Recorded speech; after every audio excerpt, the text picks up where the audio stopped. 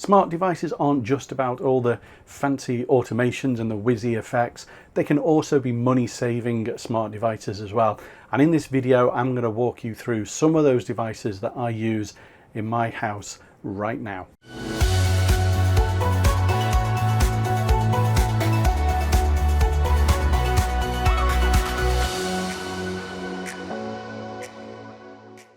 Hey everyone, and welcome to a new video on Bite of Geek.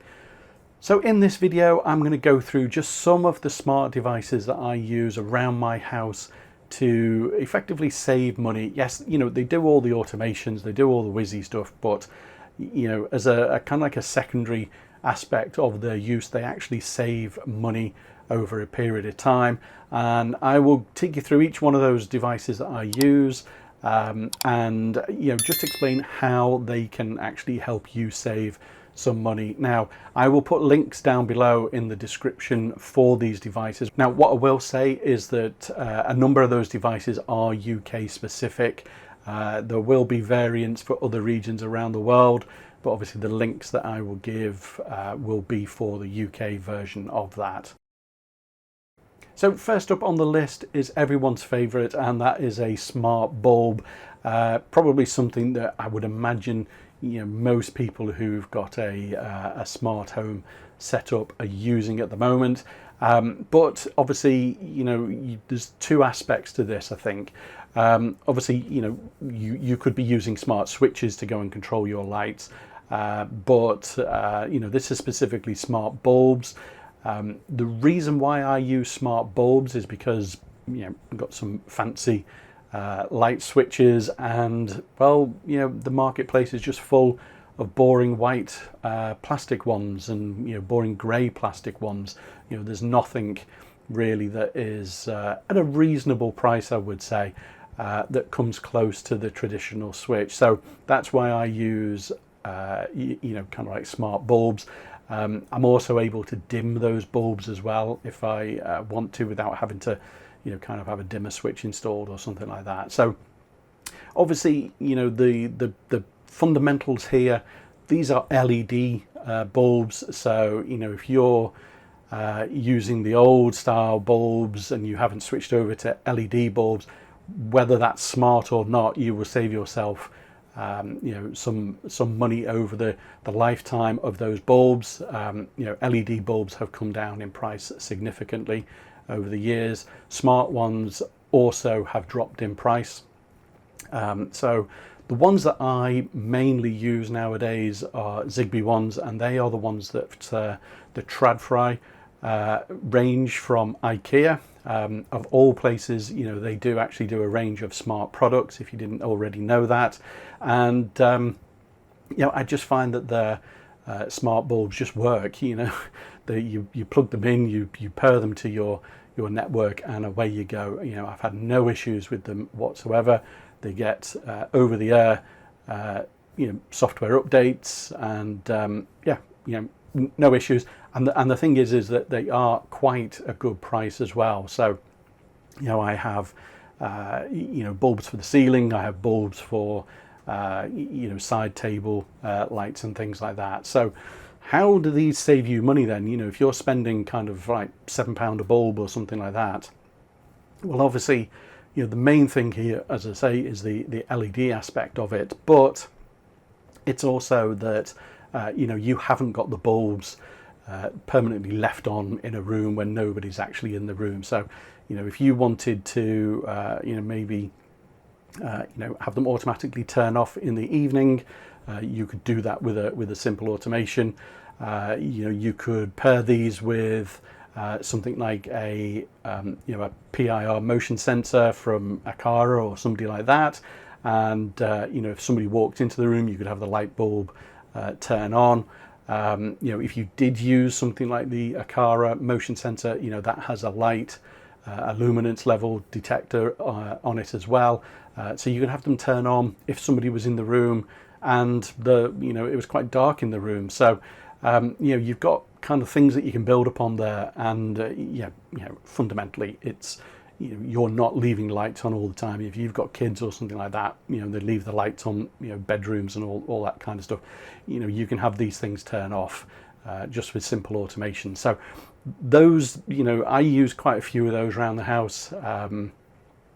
Time will tell over the years, how much I've actually saved by having those installed compared to the price. But time will tell, and I'm sure I'll probably do a video about it on the channel at some point. So the second item on my list is smart plugs. Now, when I first started using these, which was a number of years ago, they were really expensive. You were talking around about 15-16 pound a plug for a UK one, and as you would imagine, places like Reddit and stuff like that, lots of comments as to whether it was actually worth paying out for a smart plug, because ultimately they are powered anyway. They have a power draw, whether anything's plugged in or not. Since then, these smart plugs have come down significantly in price. So I use or have used predominantly a Zigbee one. This one you can see on the screen now. The functionality of it works great, no issues whatsoever. I have also started using these ones, which are a Matter based device, so a little bit smaller in size, which I'll come to in just a second as to why that's probably important for you. But either of those work great. I've had no problems whatsoever. The thing with plugs, what I would say is, if you're going to get a smart plug, whatever you do, get one that's got power monitoring. It's a little bit more, maybe a couple of pounds more to get a power monitoring one, but the benefits far outweigh that extra couple of pounds that you will actually pay for the plug. So I have these dotted around the house all over the place. I've got them on clothes dryers, I've got them on air fresheners, I've got them on fans, I've got them on phone chargers, I've got them on things like my NAS and my Home Assistant Nook and stuff like that. They're literally used everywhere. And why I've got them on all of these kind of devices is because of that power monitoring. So in the same way with the light bulbs, you can turn all your devices on and off and all that kind of stuff. You don't leave things switched on. That's a given when it comes to things like smart plugs. But the real advantage is in the power monitoring, for you to be able to go around and you can plug it into all your multiple devices and things like that, and find out what is the most greedy devices in terms of electricity consumption that you've got on devices in your house. Is it that fish tank that you've got running 24/7 in the corner of the room? Is it something else upstairs in the kids' bedroom or something like that? Is it all the times that you're running the dishwasher? This is the kind of information that you will get from those smart plugs. And if you're on some kind of electricity tariff that's a bit more flexible, and maybe you get cheaper rates at certain times, then you can shift these power hungry devices and appliances and things like that to go and use those cheaper aspects of your tariff. And obviously you could have those turn on via automations if you wanted to, if your appliance doesn't allow you to automatically do that. So my usage is primarily for the power monitoring, to be able to see all that aspect. But I also have automations behind quite a few of those smaller appliances in the house as well. Now, one of the other things which a lot of people will have in their houses is probably an extension block, kind of like a multi-point extension lead, maybe 4 or 6 outlets on it or something like that. And if you don't want to go down the route of getting smart plugs, then having a smart extension lead is an option nowadays. They are probably a little bit more expensive than actually buying the plugs themselves. But if you want that convenience of just having one thing plugged into the wall, and you want to control the individual outlets on the extension lead, then that is an option. What I will say, is that there isn't really, certainly from what I've seen of late, anything that's kind of like comparable to a non-smart outlet. So, you know, if you're used to having 4, 6, 8 plugs on an outlet, you're not going to get that really on a smart one. You know, from what I've seen, they tend to be like 3 outlets. So the cost value for them isn't as great as a smart plug. Now, as I mentioned with the smart plugs, in terms of the dimensions of them, if you plug these into a standard non-smart outlet, what you may find is that the actual on-off switches, as it were, you know, if you wanted to control them manually, you know, if you had multiples of those next to each other, they will be too close together. So you know, if you want to use a multi-point plug, you know, an extension lead, something like that, you know, the smart options are available, but personally I don't use any of those. I don't think they're good value for money, and certainly they're probably not going to save you as much money compared to the actual plugs themselves. Okay, so next item on the list is a smart thermostat. Now, regular viewers on the channel will have seen the review that I did back in, I think it was February 24, of the Drayton Wiser smart heating system, along with the smart TRVs. I've had that running you know, during that period of time, less so obviously during summer, but you know, the system has been flawless. And obviously, you know, there's lots of advantages to you know, having a system like this. So first of all, you know, these things aren't really that cheap. You know, they can be, you know, a couple of £100, and you know, by the time you pay for the TRVs as well, the money soon starts adding up for that kind of thing. So, you know, depending upon how many people live in your house, and the number of rooms that you've got, and the number of rooms that you want to control via this, you need to weigh up whether something like this would actually you know, you would recoup the cost of the system, or how long it would take for you to recoup the cost of the system. You know, generally for most people, I don't think it's necessarily going to be kind of like 6 to 12 months. I think it's probably more likely to be up to 2 years. But you know, obviously the huge benefit of having a smart system like this is, you know, to, you know, help you to not be overheating or unnecessarily heating rooms that aren't being occupied during the day, or you know, during the evening or something like that.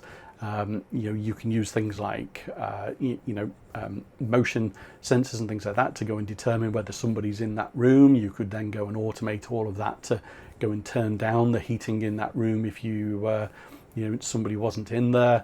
You know, a number of the systems nowadays have open window detection on them as well. So you know, if you've got the whole house heating on at that point in time, somebody goes and opens the room, the window in one of the rooms that's being heated, then obviously you know, the system will then be able to turn off the heating into that room.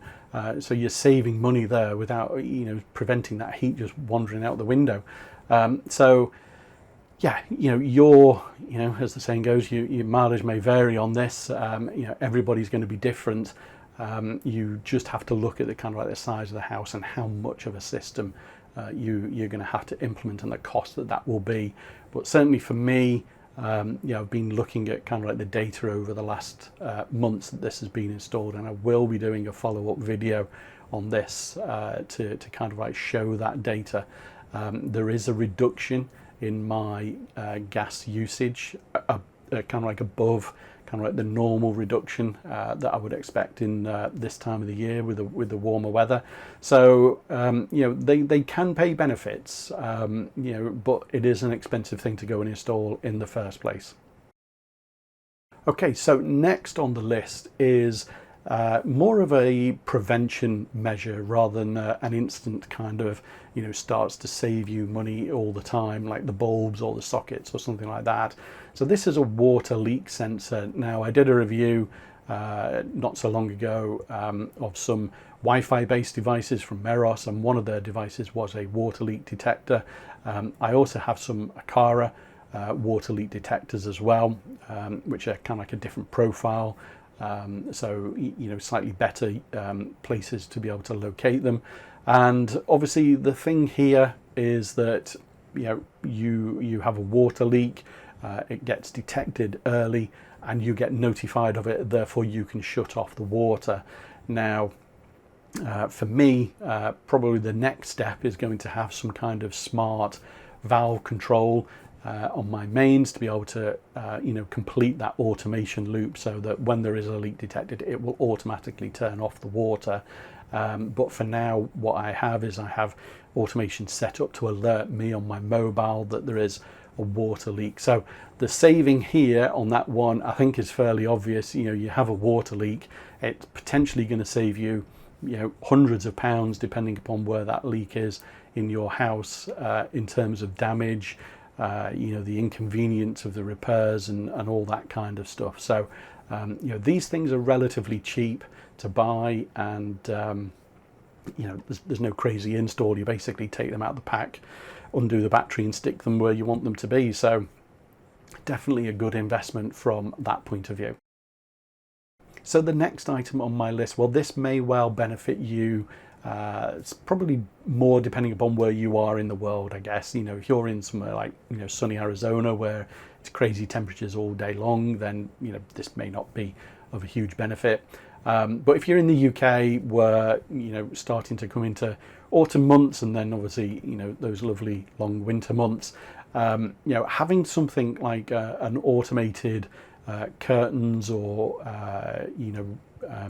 blinds, rollers, whatever you want to call them, when the temperatures drop in that room, having those rooms, the curtains and blinds and everything closed to keep the heat in the room better. When you look at all kind of like the heat saving tips and tricks and stuff like that, it is all about closing curtains over windows, obviously closing doors and things like that, wherever you've got drafts, that type of thing. So you could quite easily go and hook up a something like an Akara temperature sensor, fairly cheap if you get them from somewhere like AliExpress. And when the temperature drops down in that room, then you can go and trigger an automation to go and close the curtains or the blinds in that room. So for curtains, so I've got those automated via SwitchBot controllers, so there's a review of those on the channel, a link up above if you want to watch that.